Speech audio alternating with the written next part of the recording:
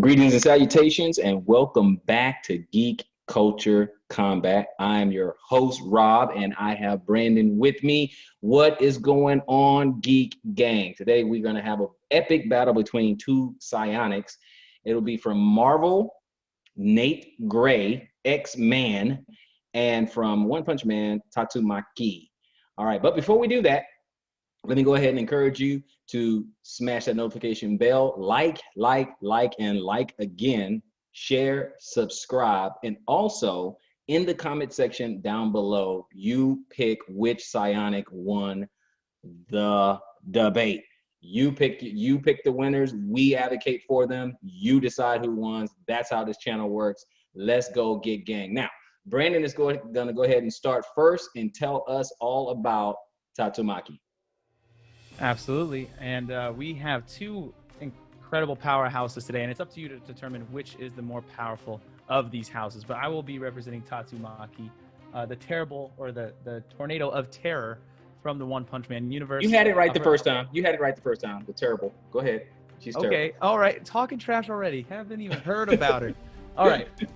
So Tatsumaki, she is an S-class hero. For those who don't know, in the One Punch Man universe, being a superhero is a regular job. There's a large amount of monsters in the world, and there's a large amount of people with superpowers. So being a superhero is something you can get as a profession. The elite superheroes in this world are the S-class heroes. It's very hard to become S-class. I think there's only like 10 or maybe 12 of them in existence. And she is right up there towards the top. She's rank 2. So in this world, she is only second to the rank 1 hero, Blast. And of course, Saitama, who's he doesn't count. He's not. So, Understood. She's only second to the rank 1 hero, Blast, which we have yet to really meet or see him show his powers, even in the manga. He actually was just introduced recently, but that's kind of a spoiler, so sorry there. So, getting on to Tatsumaki. She is a petite woman. She looks like kind of like a child, which really irritates her when people belittle her, because her personality is that of a very brash, moody, and hot-headed person. She's very impatient, very disrespectful, but she gets that for a reason. She was raised from a very young age, I think about 7, to be a superhero. She was constantly tested on to gauge her psychic powers, which were exceedingly off the charts. It caused a lot of issues with her testing and her growing up, but she is one half of the duo known as the Psychic Sisters. Her sister Fubuki is another ESPer, but she pales in comparison to her older sister Tatsumaki. In terms of powers and abilities, obviously on top of everything we have psychokinesis, but she also has a large range of abilities that include telekinesis, superhuman physical characteristics due to her psychic powers, flight, force field generation, air manipulation, limited power nullification, sleep manipulation, aura manipulation, chi manipulation, technology manipulation, energy manipulation, extrasensory perception, telepathy, weapon creation, regeneration negation, so she can prevent other people from regenerating, and resistance to gravity manipulation, and she can use gravity manipulation herself. In terms of her power, her attack potency is ranked at a multi-continental level. She's been able to easily, this is without even straining herself, lift several miles or several kilometers of coastal bedrock. So lifting up extremely large amounts of land mass casually, not any kind of strain on her, didn't tire her out at all. So she can go much higher than that. Her speed is sub-relativistic. She's not, speed of light fast, but she can go about Mach 1800. So about 1800 times the speed of sound. She can move and fly, as well as her reaction time.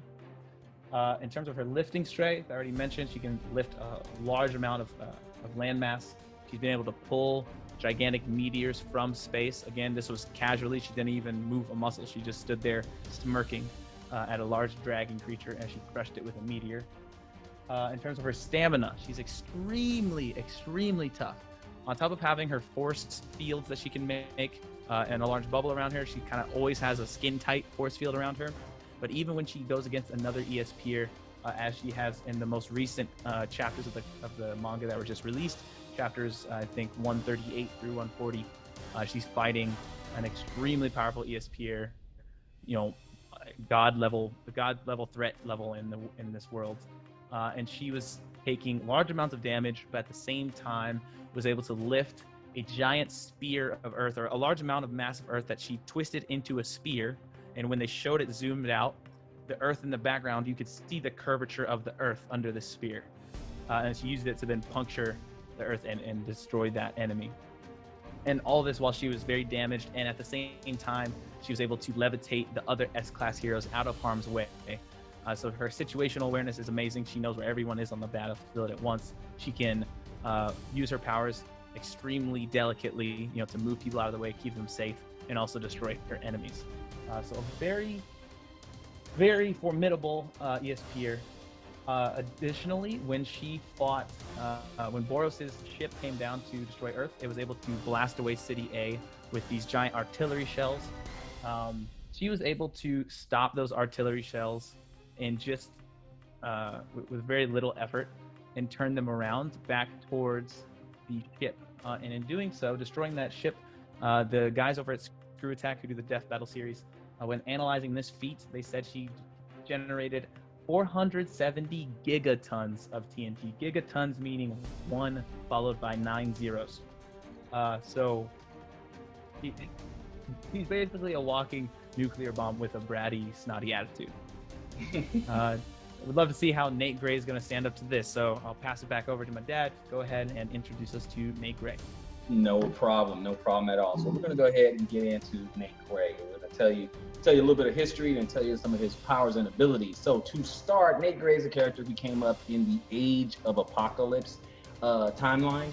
Basically, is not in a regular 616 continuity. He later got into the 616 continuity, but he started in the Age of Apocalypse. Now, in the Age of Apocalypse, Sinister, which was basically an underling of the High Lord Apocalypse at the time, artificially created, from the genetic materials of Cyclops and Jean Grey. He pretty much created Nate from that genetically, and so he created Nate to be the ultimate telepath and telekinetic, okay? And he hoped to use him in his own bid against Apocalypse. So he's kind of like a Starscream to Megatron type thing. So he was going to use Nate, as a weapon against him to take over. Now, Cyclops in many of his subversive raids on Sinister's pins helped Nate escape Sinister's hideout, with neither man knowing his connection to the other, right? So they didn't know, Cyclops didn't know that Nate was created from his genetic material. And, Nate Gray did not know that Cyclops was his genetic father,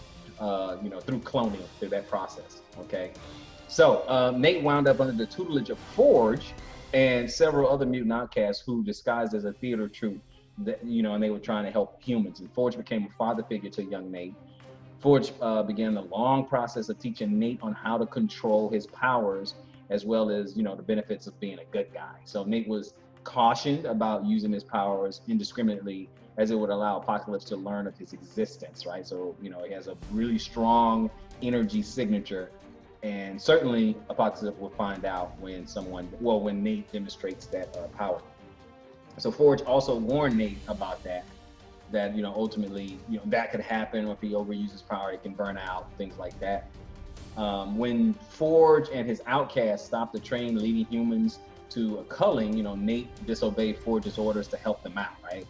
And then he saved a young woman, mutant girl actually, and her name was Sonic. And Nate convinced Forge to allow her to join them. And later, they came across a wandering traveler called Essex. The guy's name was Essex, and who was really Sinister, following Nate's progress in disguise, right? So he was like, wanted to keep an eye on what he created. And Essex encouraged Nate to rebel against Forge's teachings and to use his powers, okay? Essex convinced the outcast to investigate one of Apocalypse's factories, which Nate destroyed, right? But this is what Sinister wanted. Now, of course, he's in disguise as Essex, but this is what he wanted anyway. And then the use of his powers alerted Apocalypse, which is what they thought was going to happen anyway, and it did happen, to his presence. Now, once Apocalypse was alerted, once he's like, oh, wait a minute, let's go investigate, he sent his minions Domino to either recruit him or to kill him. Those were Domino's orders. So her and her team, they tracked down Nate and his friends and killed most of them. Now, Nate used his powers to wipe Domino's mind. However, he was too late to stop Essex from slaying Forge, right? So Sinister revealed himself to be Essex, and after learning Sinister's true evil nature, Nate seemingly killed him. It seemed like he killed him. But still, he was successful to convince Nate to battle Apocalypse. Nate kissed Sonic goodbye and flew to Apocalypse Citadel in Manhattan. And there, Nate met his genetic parents, Scott Summers and Jean Grey. Nate and Jean instantly recognized that there was a bond between them due to the telepathy.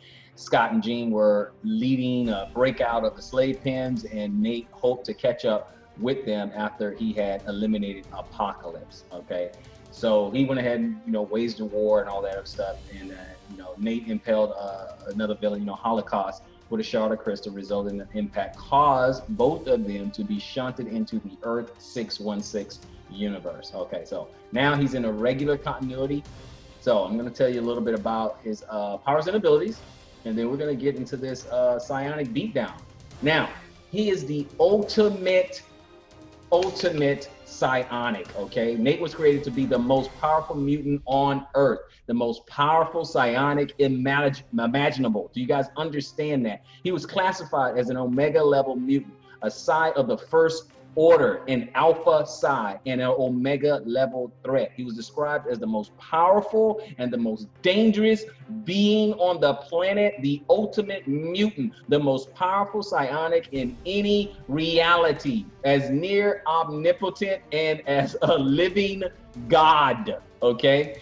As he grew, he possessed enough power that he could destroy entire worlds if he wished. Even a small trace of his power led to the almost instantaneous overload of Omega and Mimic. His power is such that upon examination by Mira McTaggart, she suggested his psionic powers rivaled that of Phoenix Force-imbued Jean Grey. And those of us who are fans of the Marvel franchise will understand that is a huge statement. Even though at the time, he had just started to learn how to use his power. So early on, he rivaled Phoenix Force-imbued Jean Grey. It was also stated that he could fight on par with Sentry. Okay, this is big. And Nate even stated that he and Sentry fought Galactus. I hope everyone is getting the gravity of the situation. His powers were burnt out by the Omega Machine, but don't worry, he got them back. He got him back, and he was even more powerful. Now he was beyond Omega level. Okay, he recovered and became even more powerful than ever before, and he is more than Omega level. Just touching on a few things: his psionic entity, immortality, physical reconstitution, self-detonation, physical possession, meaning he can possess people, psionic energy manipulation, psionic energy absorption, psionic energy solidification, okay? He can make constructs, okay? Astral plane tap, telepathy, astral projection, telepathic defense, mind cloaking, mental shields, okay? He has that. Telepathic illusions and psion projections, mind control, suggestion, persuasion, mental paralysis, he can cause that. Memory manipulation, he can do that on so many different levels. I mean, it's just ridiculous. This dude is a powerhouse. Dimensional sense, psychometry, he has that. Cyberpathy, okay? Immense and I didn't even get to the telekinesis, okay? Nate is the most powerful telekinetic on Earth. Nate is capable of very fine control over objects down to the molecular and even subatomic level. He could telekinetically move the chemicals in someone's brain around. Okay, I'm not gonna even finish that right now. Flight, force fields, telekinetic bubble, molecular filter, thermal adaptation, force fields removal, telekinetic deflection, telekinetic holograms, concussive blast. Nate can project telekinetic energy as powerful beams from his eyes, his hands, or his entire body that could affect matter with concussive and or explosive force. These blasts vary from a hard push to punching through walls, robotic bodies of the Infinities or Prime Sentinels, and up to total destruction of Hybrid, Tanarok, or the Great Beast. He was even able to crush the entire city of Quito in Ecuador. in just a few moments in his sleep. Telekinetic flare, intangibility, energy manipulation. I got some matter manipulation. It's just so much to do. Is a hodgepodge of every gravity manipulation, teleportation, dimensional distortion, tactile telekinesis. This enhances his own physiology. Okay, this enhances his strength and his speed. It is ridiculous. Okay, so right now, what I'm doing is my boy is at your door asking Tatsumaki to come outside and catch wreck. What does she want to do? You can't concede if you want. First of all, Tatsumaki would never concede, all right? And she would definitely take issue with somebody, some peasant who's not even S-rank hero knocking at her door, all right? If you're not an S-rank hero, you're trash to her, okay? Trash. So she's going to look at Nick Gray, and he's going to be there exuding all his psychic energy, and she's not even gonna flinch. You know why? Because all those things you mentioned, she pretty much has some variation of, or the exact same thing. These guys are pretty much evenly matched. It comes down to tenacity, and it comes down to the will to win. Because I'll tell you this right now, half the things you said, she's just gonna completely nullify. She's resistant to gravity manipulation. She's resistant to telepathic attacks. She's resistant to energy blasts, right? She has her shields as well. And someone tried to increase gravity on her by like 300 times, and she didn't even flinch. She just kept walking. Like, oh, am I supposed to feel this? And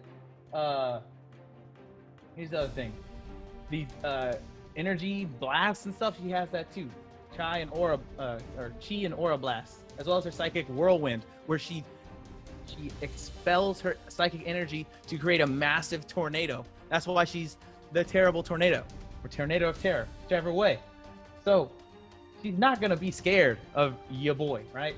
You know, destroying a city in his sleep, that's great and all. She can do the same thing. She lifted up a piece of earth so big that when you zoomed out and could see the whole thing in frame, you could see the curvature of the earth. It was like if you took a slice of the earth, like if you took the earth into like 12 slices, it was like the radius of one of those slices. Like a 12th of the entire Earth's circumference as what she could pick up, right? You better, you know what? It's absurd. You're talking about him being the strongest ESPer in the world. She's the strongest ESPer in her world too. Her world that was attacked by Boros, an intergalactic threat who just went around the planets looking for the strongest fighter because he was bored, and he came across Saitama. Saitama's the one that put him down, but his ship is the size of like multiple cities. And she blew that thing up effortlessly. She just literally flicked her hands at it like she was swatting a fly. That's like she real was swatting a fly. That's cute. That's cute for a little girl. That's cute. That's cute. Now it's time for the big boys, okay?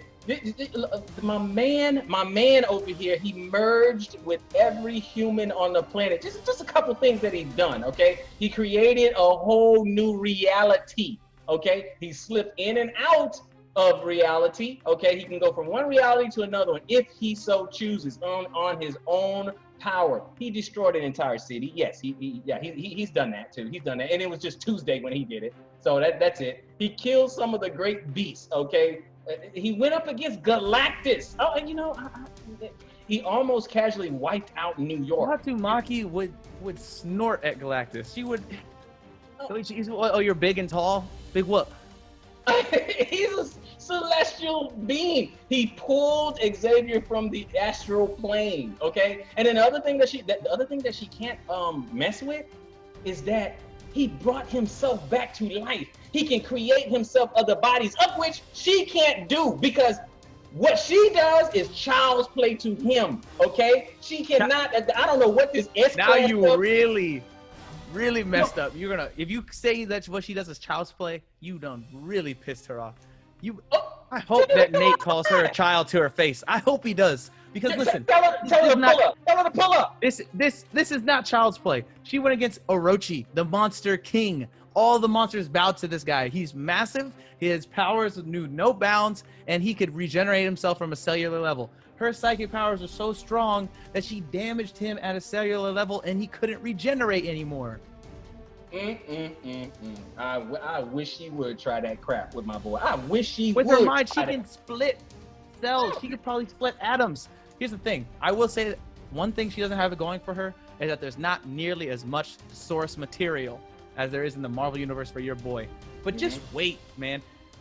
Anime isn't like comics. They don't like to throw as many numbers at you, right? But the guys over there calculated 470 gigatons of TNT's worth of force. And she did that with the flick of a wrist. Just flick a wrist. Okay. Well, I'll tell you what. Here's the thing. Since you want to do that, I'm going to throw a couple things at your client, okay? Because she's starting to annoy my man right now. He's starting to annoy him, and it's going to be a problem, okay? So first of all, I want the ladies and gentlemen of the jury to pay attention to this. Immortality, physical reconstitution. Let me tell you what that means a little bit. Nate learned to rebuild his entire body from psionic energy and also to reverse the process, therefore effectively becoming immortal because his consciousness continued to exist on the astral plane, and thus he can easily create another body for himself if needed. That's if she manages to do any damage to him in the first place, because he has a lot of psychic shields and physical shields. Okay. Well, here's the thing. Your regeneration doesn't mean much when you're working against a girl with regeneration negation, right? Once he's turned into his psychic energy form, she could probably just put a force field around it and contain it. She's not going to let him rebuild a physical body. She's not going to let him rebuild himself. She's going to see right through that. First of all, when it comes down to psionic energies and psionic attacks and things like that, the most powerful scion and the most versatile scion usually is the victor, okay? This dude is the most versatile one, okay? Self-detonation. He can explode his body by reversing it back into psionic energy if he wanted to, right?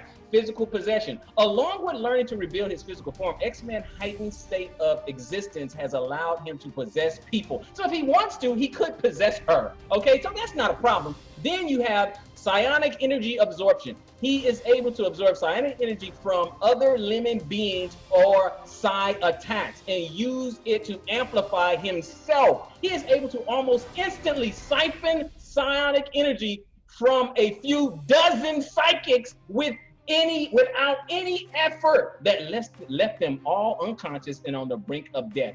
He can simply absorb what she throws at him psionically. There's just nothing she can do with my man. There's nothing she can do. She can make him a sandwich. She can do that if you want. If she want to prepare lunch, you can do that. It's not enough. It's not enough. Okay. I can't believe you really went there. And I'm not talking about her sex. I'm talking about her ability is nothing compared to my man Nate. Okay, that's what I'm talking about. It's a power remark, not a sexist remark. It's a power remark.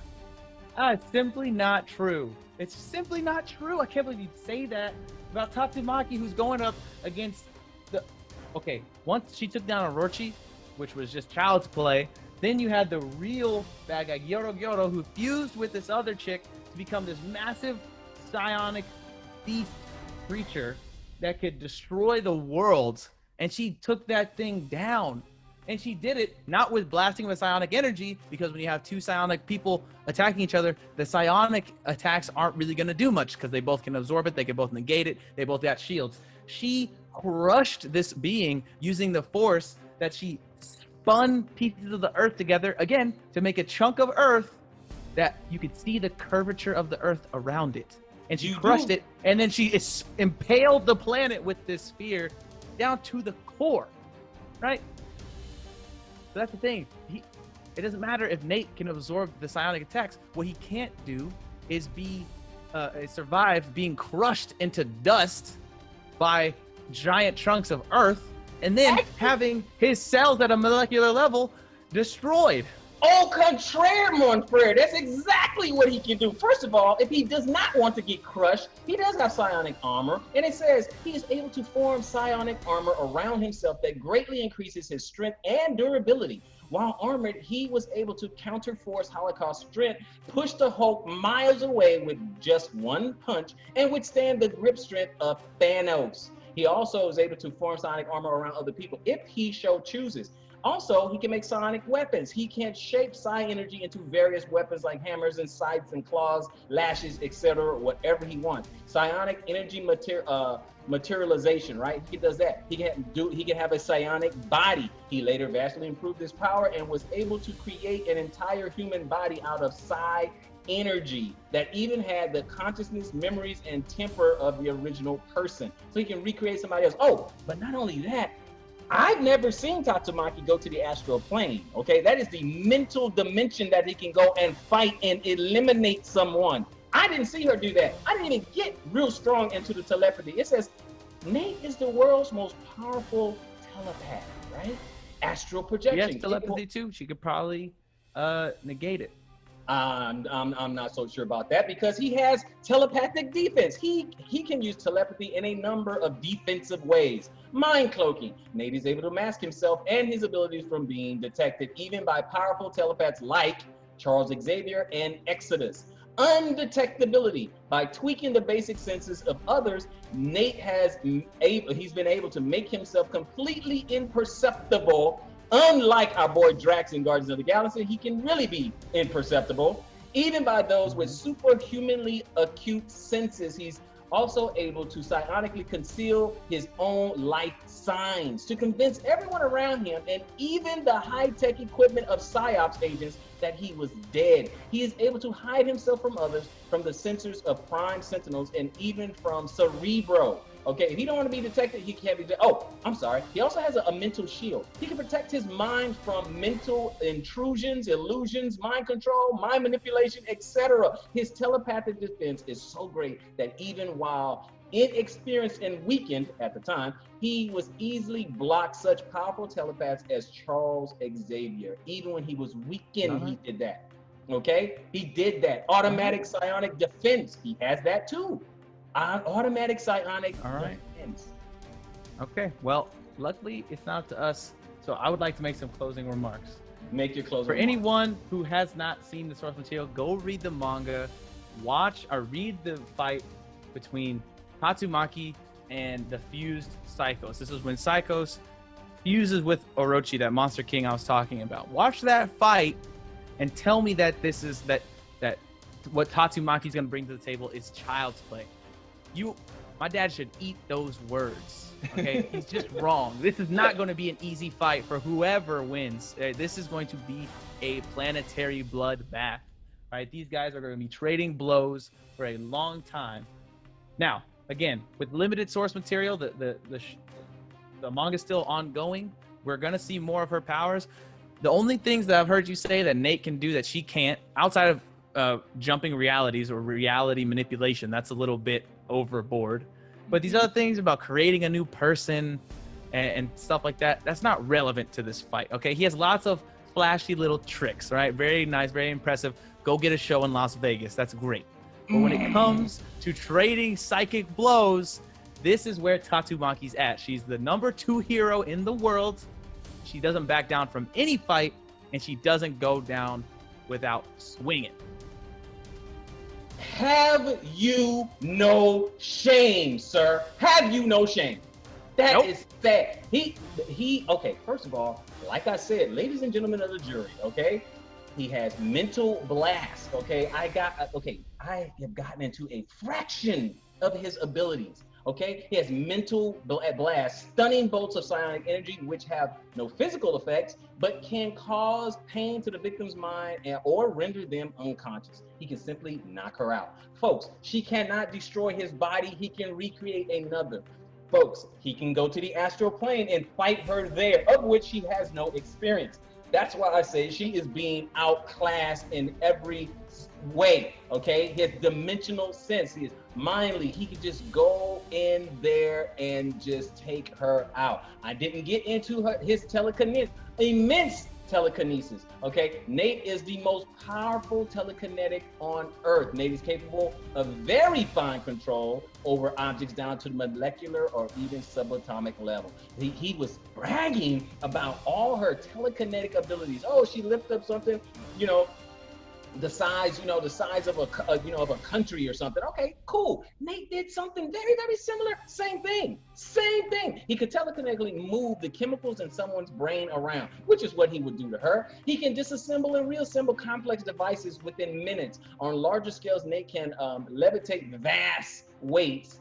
Okay, but his upper limit remains undisclosed. We don't know. He's just done so much. He's the dude can lift mountains with. It's just ridiculous. Okay, it is absolutely ridiculous. He can fly. He has flight telekinetically. I don't have to explain that. You guys know how that works. Force fields. Nate is able to create nigh impenetrable protective force fields that could protect him from the physical attacks of what? Captain Britain, Colossus, Thing. Everything. Hurricane force, corrosive acid, hurricane force winds, point blank explosions, lava, direct lightning strikes, atmospheric re-entry is that powerful. Discharge, electric discharge, psyops blast. Okay, prime signals, laser beams, plasma beams, more plasma beams, human torches, flames, all of it. None of it did anything to him. Nothing. Okay. Oh my gosh, this dude this is a powerhouse, a telekinetic bubble. Okay, he has molecular filter, thermal adaptation, force field removal. Yeah, he can take someone else's force field down. Yes, yeah, he can easily destroy force fields. He destroyed Cable's force field, and Cable has some pretty potent force fields, but he can take him down. He said, nope, can't do that. Cable's force fields are nothing compared to Tatsumaki's. But continue, these are closing remarks. but he can do that. Oh, concussive blast. Nate can project telekinetic energy as powerful beams from his eyes, hands, or entire body that could affect matter with concussive or explosive force. These blasts vary from a hard punch to punching through walls, robotic bodies of the Infinities or Prime Sentinels, and up to total destruction of Hybrid, okay, or Tanarak, or the Great Beast. He was even able to crush entire city in Ecuador in just a few minutes, in his sleep. Yeah, in his sleep. So, ladies and gentlemen, I cannot stress to you to go and look my man up. Check his background. You got to check his rap sheet. The dude is a powerhouse. The dude is the preeminent psionic being pretty much in all of Marvel Comics, Nate Gray. But as my son said, it's unfortunately, we cannot decide who won the fight. It's up to you. Do your background, do your due diligence, and most importantly, sound off in the comment section down below. Let us know, who do you have winning. So until next time, this is Geek Culture Combat.